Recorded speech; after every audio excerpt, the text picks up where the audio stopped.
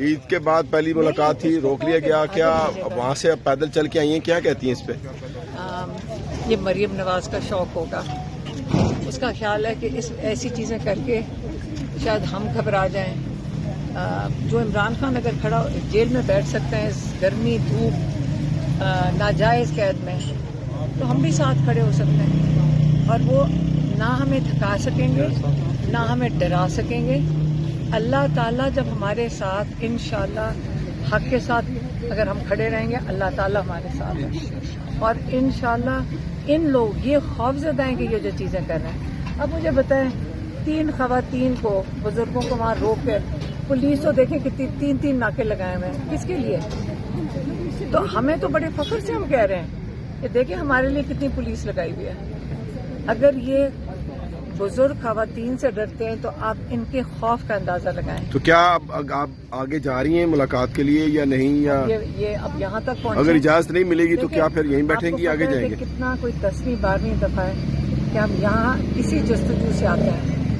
ये 1-2 दिन ठीक कर देते हैं ताकि लोग यहाँ से चले जाएं, फिर ये वहीं के वहीं आ जाते हैं। और ये अगर ये जस्तजू हम जितना ये करेंगे उतना ही हम डटे हुए खड़े हैं। आप फिर आप नहीं घबरा रहे हैं, फिर आज ना ही डर रहे हैं। हलीमा साहिबा, आप समझती है कि ऐसे हालात पे जो इमरान खान ने कॉल दी है एहतजाज की, वो मुमकिन हो सकेगा?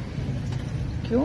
1.5 किलोमीटर अगर हम इस लू में चल सकते हैं इस उम्र में, तो जवान बच्चे तो माशाल्लाह आज बजट भी पेश, और जवान बच्चों को तो कोई इस चीज के अंदर फर्क नहीं पड़ता। बजट पेश होने जा रहा है, क्या तवक्कुआत हैं हुकूमत के ऊपर? मैं बजट के ऊपर क्या बात करूंगी? इस वक्त हमारा एक ही मसला है और वो इमरान खान है और वो जेल में है और वो नाहक जेल में है और हम उसके लिए खड़े रहेंगे।